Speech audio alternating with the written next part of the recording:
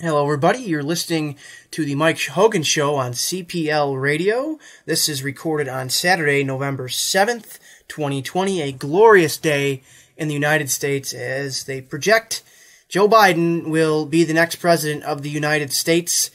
So congratulations to him, of course. Can't go without mentioning that. But let's just get right into it here. This is going to be a little bit of a different episode today. I have something on my chest that I really want to talk about from a fan's perspective. Not even just I'm not going to approach this as somebody who writes and talks about sports often. That's what I want to do for a living. I want to approach this from a fan's perspective. And if you know me, you know I'm a big Michigan football fan, and I've had enough. I have had enough of the losing and the embarrassing performances time and time again. So we're going to talk about Jim Harbaugh today for a little bit, and then we're going to look at some NFL games to keep an eye out for this weekend, and then we'll get you on your way. So to start off the show, we're going to talk about Jim Harbaugh. Another embarrassing loss for him today. Just predictable at this point that he's just going to be embarrassed every week at this point. Michigan football is miserable. They got beat by Indiana today for the first time in 33 years. First time since 1987. Congratulations to Indiana. They are the next in line here, or they're up. They were the next team to embarrass Jim Harbaugh in his overrated, all the poor adjectives to describe Michigan football's program. Overrated is the best one. It's just embarrassing. They went and got embarrassed today. Indiana beat them 38-21, a week after Michigan State, who, by the way, got beat by an Iowa team today, 49-7. So Michigan State got beat today, but they beat Michigan last week. So 2 losses in a row for Michigan to 2 pretty, mediocre teams at best. It's been embarrassing to be a Michigan fan, and quite frankly, I might be done watching them this season. They still got to play Wisconsin next week. They'll probably lose that one. They'll get beat by Penn State too. They'll probably lose to Ohio State. I've reached a point where here's where I am as a Michigan fan. We're at the crossroads here. If they don't get rid of Jim Harbaugh and find another coach, I'm done. I'm not going to watch until that happens. I'm so sick of Jim Harbaugh, and I'll list the reasons why. It's just angering at this point to watch Michigan football continue to be a national punching bag. Every time they lose, it really is. It's embarrassing to be a Michigan fan because Harbaugh was hired a couple years ago. It was a big frenzy, a big party when Harbaugh got hired in Ann Arbor. Everybody was freaking out about it. It was a cute story. I was excited about it. I was really excited about what he could potentially do. A guy who's had success at every level of coaching. College, at Stanford, everywhere he's been in college, he's won. In the NFL, he had that great success with the San Francisco 49ers.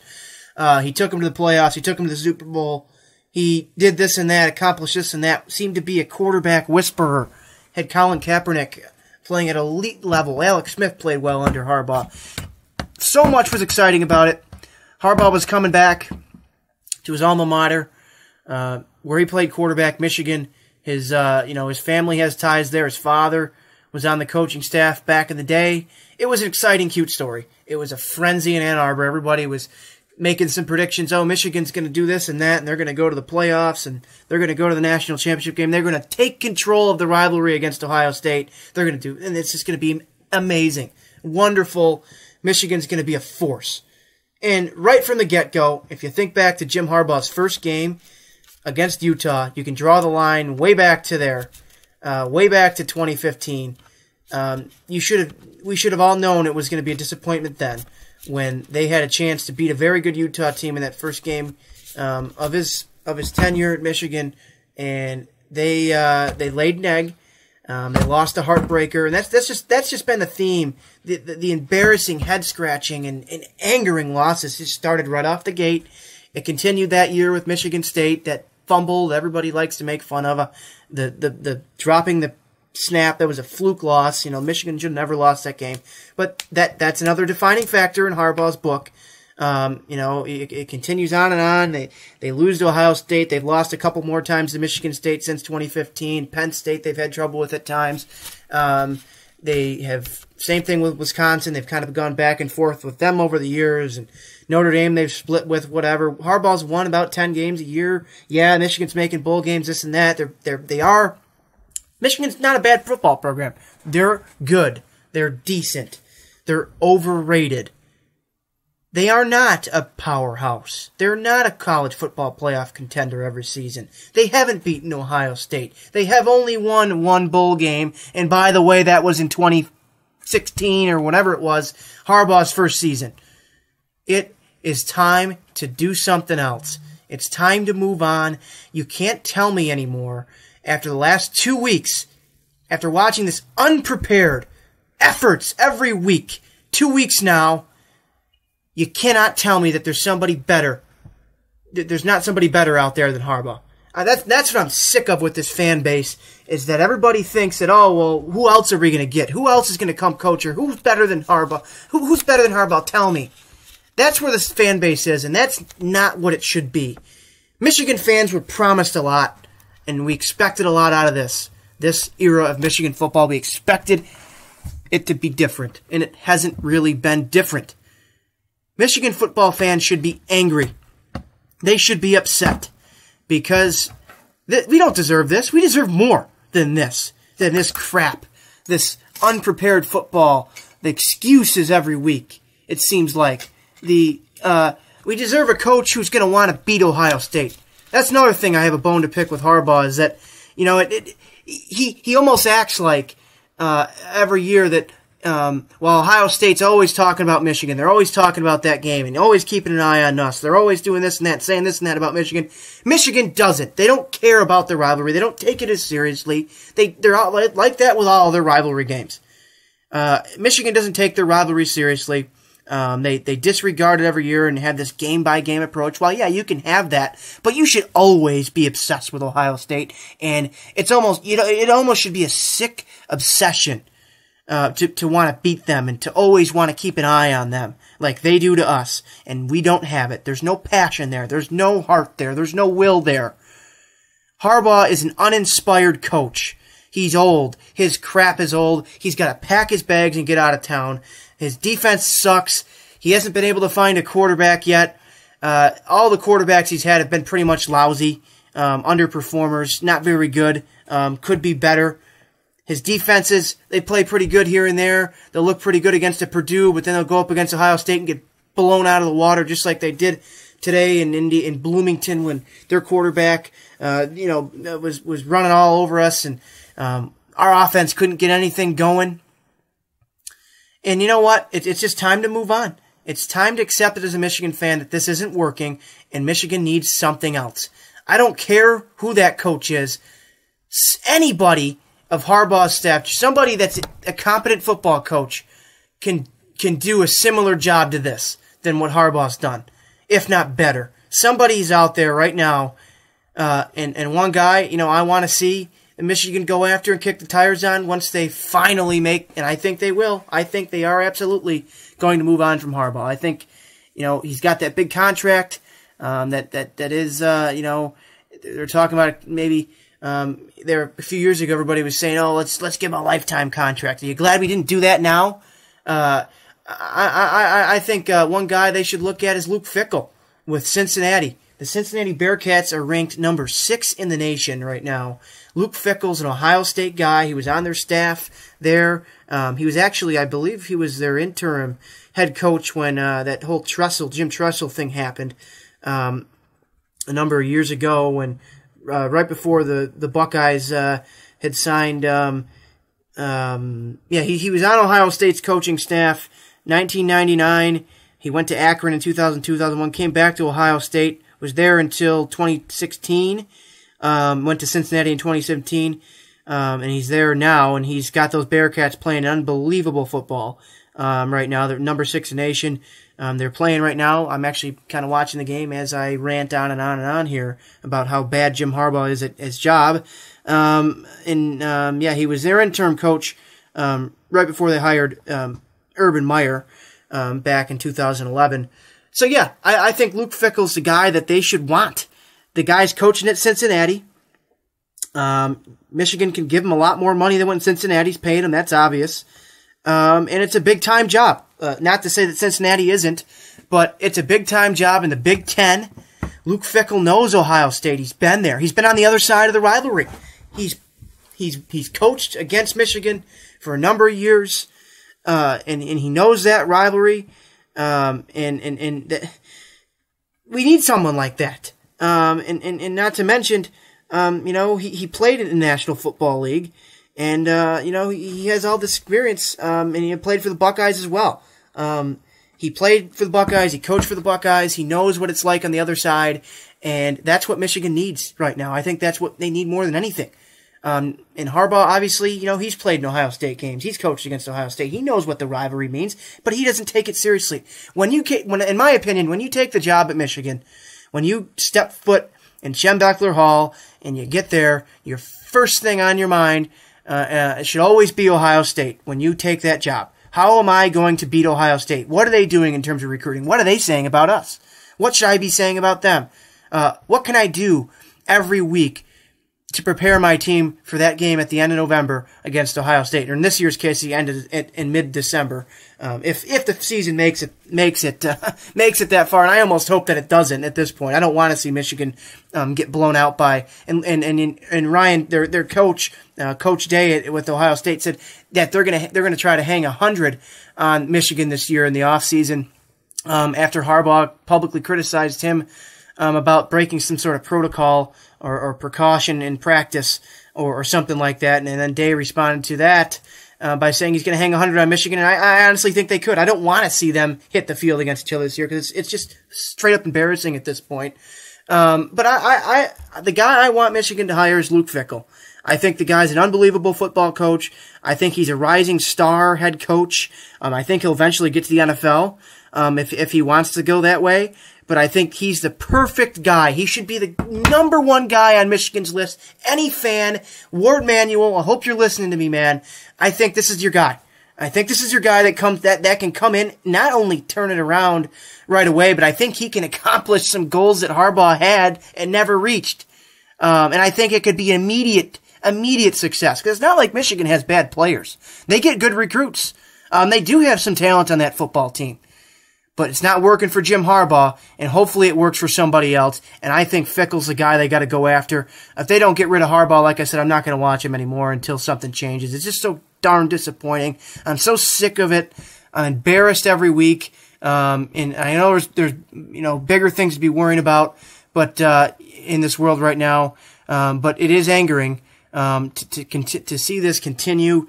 Just the constant failures and letdowns from this program. I've had enough. I can tell that most of the other fans have probably had enough as well. I think my brother, who's been a loyal Harbaugh guy, and give credit to him, I can't believe somebody's been able to stick with him for this long, has finally reached the tipping point as well. I think the fan base collectively realizes that it's time to move on. So end of my rant, but let's move on to some NFL talk. We are approaching the more than midway through the NFL season. There's been some bumps in the road.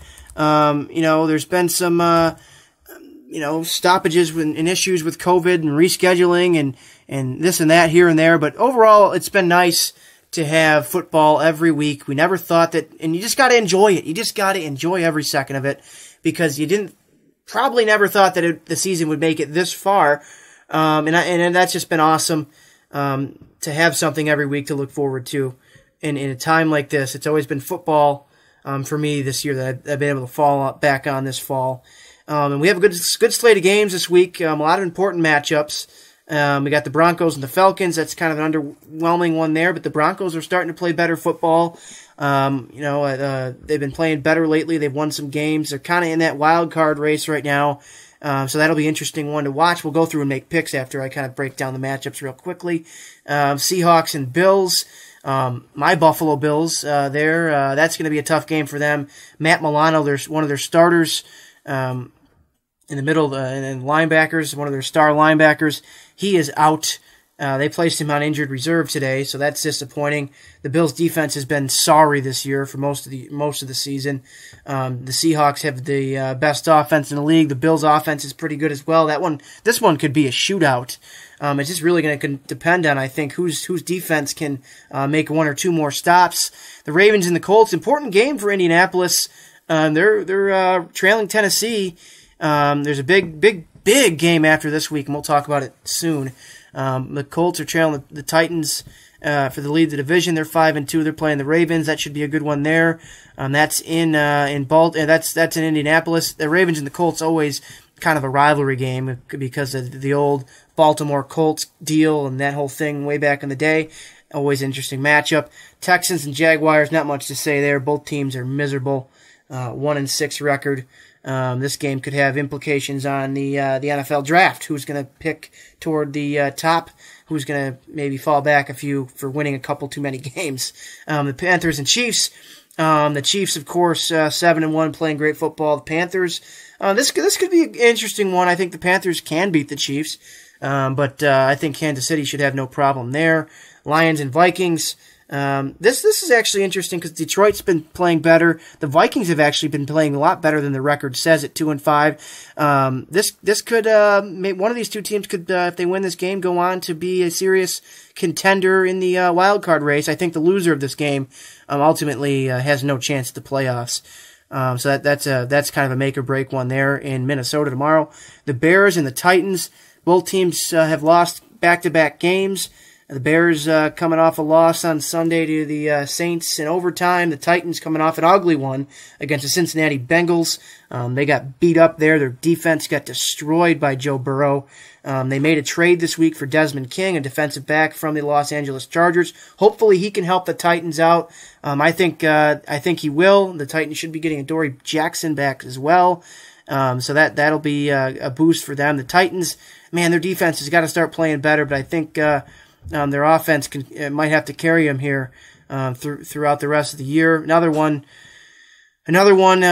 game here that could have some implications on the draft more than anything. The Giants and the Washington football team. Giants 1-7, Washington 2-5. Not much to write home about that matchup. The Chargers and the Raiders. Man, those poor Chargers. They've lost so many games this year after being up by double digits. They lost another heartbreaker last week, and that's just been a disaster there for them. They're a good football team until the fourth quarter of the second half when they blow their lead. A lot better than what the record says, but the Raiders are 4-3 well into that wild card race with the Miami Dolphins, who are playing the Arizona Cardinals at 5-2. This is an intriguing matchup. The Dolphins a little bit disappointed last week after seeing Tua Tagovailoa only throw for 94 yards or something like that. The Dolphins' victory over the Rams. I guess it got the job done nonetheless.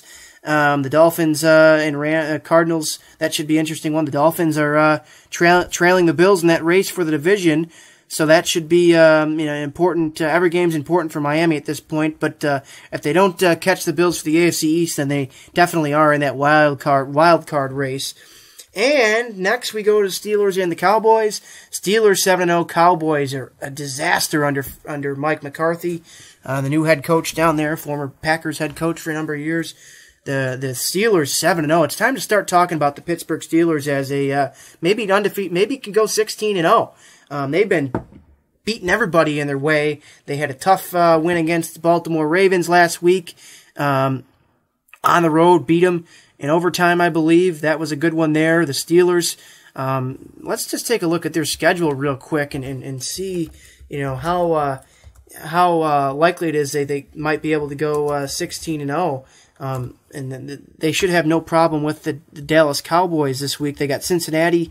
Oh man, they have a realistic shot at this. They have a lot of winnable games left on their schedule.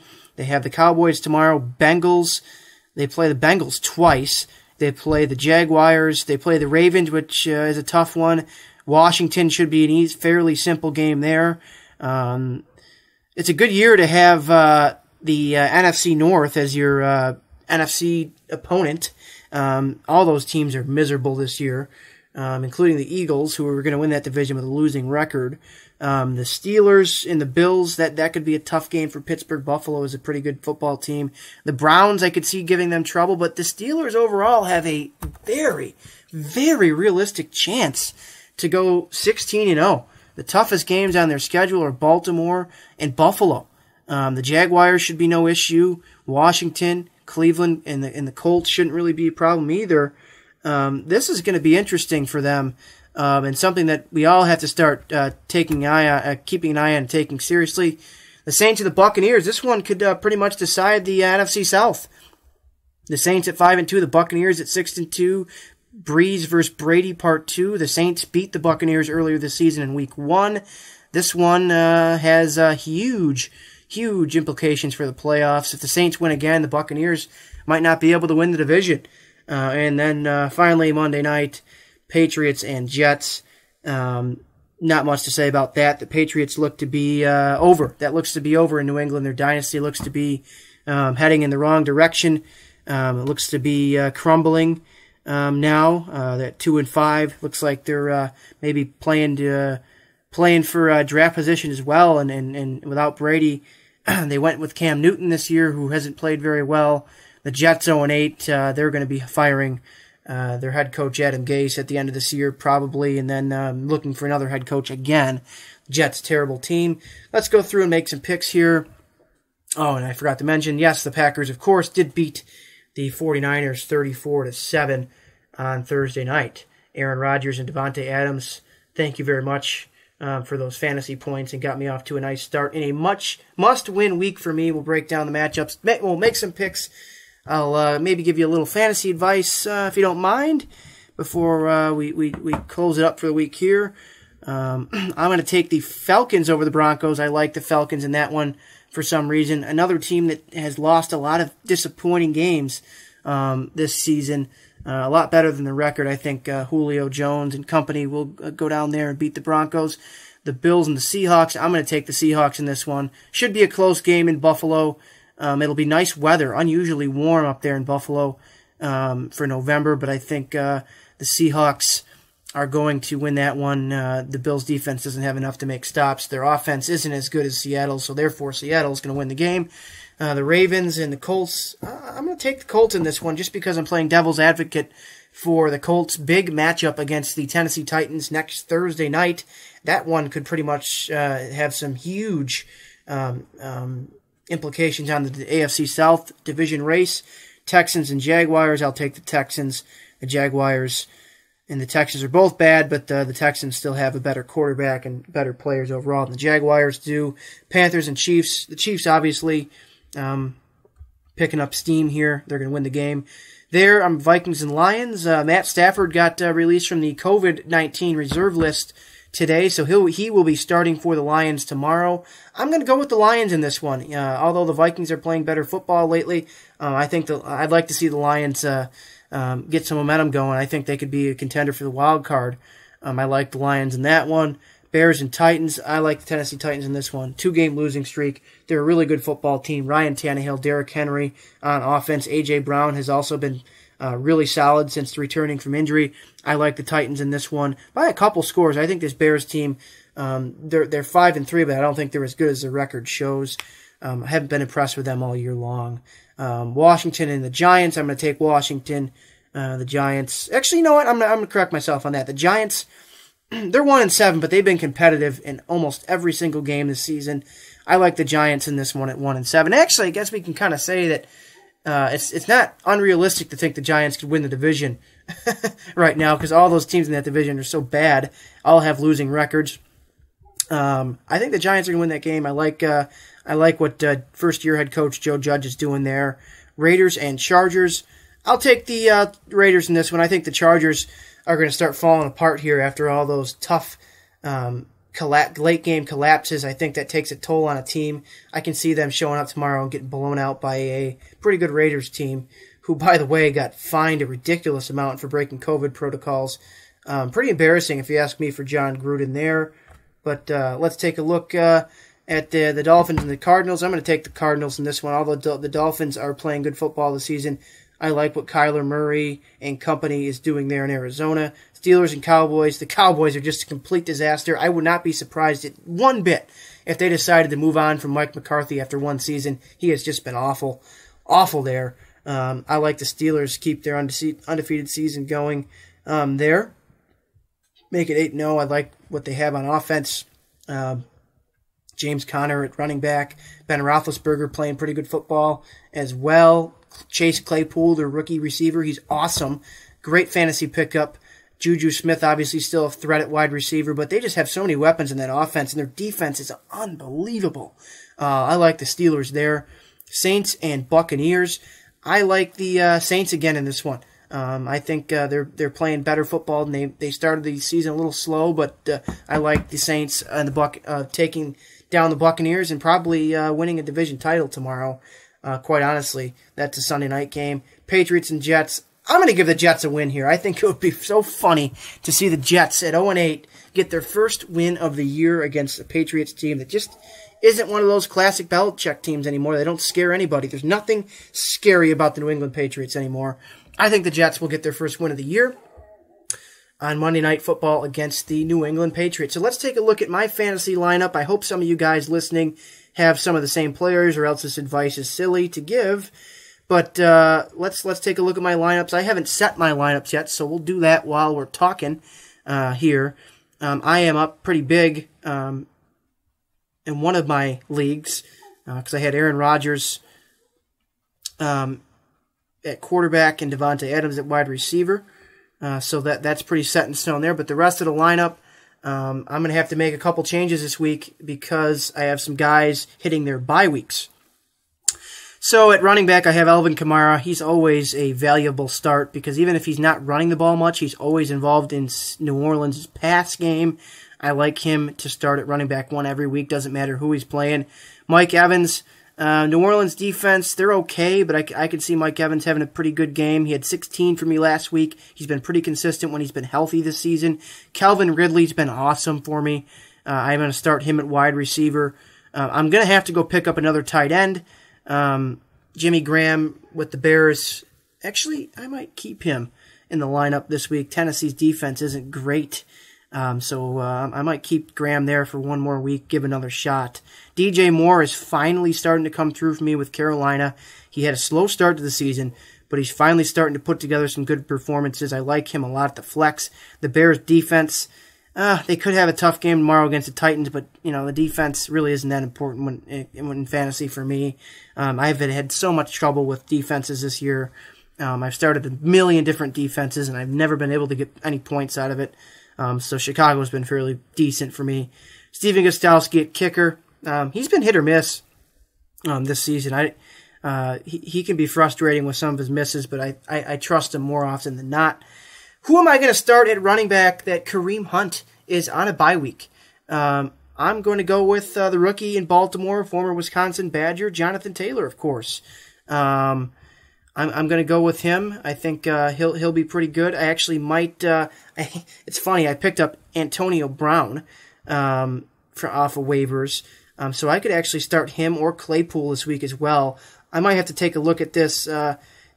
DJ Moore might be bumped down. I might have to maybe sit Ridley as well because both of those defenses are pretty good. Denver's defense is pretty good, and Kansas City's defense might be able to stop Moore. So I might start Antonio Brown and Claypool tomorrow instead of those guys. Quarterback, of course, Aaron Rodgers. A couple more options on my bench would be Mark Ingram. I have Ryan Tannehill as well, but I've already started a quarterback for the week. Yeah, that's what my fantasy lineup is going to look like. Might make some changes there. I think Claypool would be a good start because Dallas's defense is brutal and can't stop a nosebleed. My other team that I have going with a couple of my buddies from home out there in Grafton, Wisconsin. This is a 12-15 team league, so the talent in the draft kind of dries up pretty quickly because there's so many guys picking. But I ended up with a pretty good team. Been happy with it. I'm kind of in the middle of the pack with it in terms of standings. Josh Allen is my quarterback this week. Delvin Cook, he's been great when he's been able to stay healthy and on the field. Ronald Jones at running back. I might have to find somebody else to be a running back because the Buccaneers kind of benched Ronald Jones last week. That was kind of concerning. I don't really have any other options on my bench for running back, so I'll have to take a look at the market and see what's out there. There usually isn't much in this league of this size. Stephon Diggs as well, A.J. Brown at wide receiver, Mike Gesicki at tight end, Adam Thielen at the flex. Pretty good, solid core of receivers there. I might decide to make another change at tight end. Gesicki was good to start off the year, but Jonnu Smith has been pretty good as well on my bench. And Gesicki's been slowing down lately. I'll have to figure out what to do at defense. Like I said, this is a league where I've started a million different defenses. Tennessee's defense, I have them in a set right now, but I think I don't know. I haven't been favored with them this year. And Chris Boswell at kicker is pretty consistent. So yeah, that's what my lineup looks like there. And that might be all we have for you this week on the Mike Hogan Show. I want to thank everybody for tuning in here, and always a pleasure to be on the air. Just a reminder, I've been trying to do these every week. I've been busy with election coverage and stuff like that and different things popping up with school, but I will be back in the area at the end of the month, and I hope to be back in the studio and doing some live shows for you guys out that way. Again, thank you for listening. Always a pleasure. Signing off on the Mike Hogan Show, Mike Hogan.